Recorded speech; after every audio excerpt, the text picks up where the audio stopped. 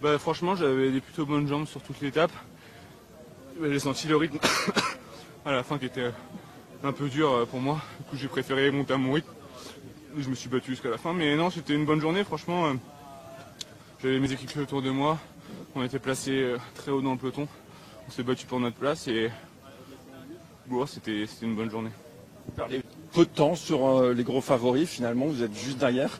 Avec le brouillard, je voyais rien, mais j'ai donné tout ce que j'avais.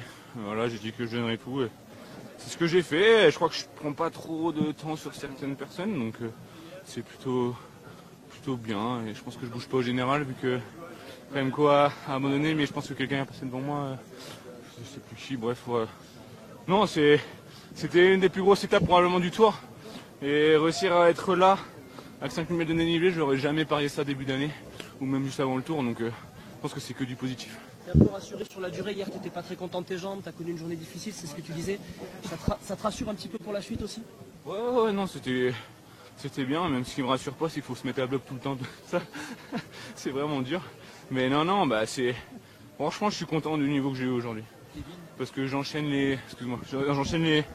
les jours et finalement les jambes sont toujours là. En tout cas, j'arrive à être pas trop loin du groupe leader, donc je pense que c'est un gros step dans ma carrière.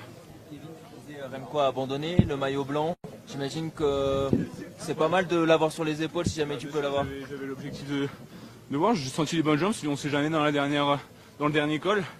Voilà, après c'était légèrement long pour l'instant pour moi. J'ai encore beaucoup de travail, mais je pense que je suis encore dans le jeu. Il reste une semaine. Je verrai comment je récupère, mais dans tous les cas, peu importe ce qui se passe par la semaine prochaine, que j'explose, je fasse Gruppetto ou que je gagne une étape, le tour il est réussi. Franchement, l'équipe Arkea et Milmi Hotel, on est devant sur le peloton toute la journée. On filtre les coups, on arrive à se battre. Franchement, qu'est-ce qu'on peut vraiment demander de plus en fait? Donc on n'aurait jamais parié ça avant de venir. Et on a vraiment beaucoup travaillé. Je pense encore à Ewen et moi, on était en salle là-dessus. Christian qui était dans ses stages, Raoul pareil, tous les coureurs, Clément Venturini, Mathieu, on a tous bossé comme... je vais pas dire les mots, mais on a beaucoup bossé. Et donc le travail paye, donc c'est juste trop bien et on arrive à mentalement rester dedans. Un mot sur l'équipe, parce qu'on en parle peu, on parle beaucoup de vous, vous êtes très fort sur ce tour, mais quand on regarde le classement par équipe, Arkea BNB est haut placé.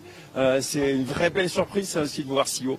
On a été premier par équipe sur l'étape de montagne, on n'a même pas eu notre médaille, petite larme, mais non mais c'est juste incroyable. Mais comme j'ai dit hier dans le vélo club, c'est que ça pousse tout le monde vers le haut.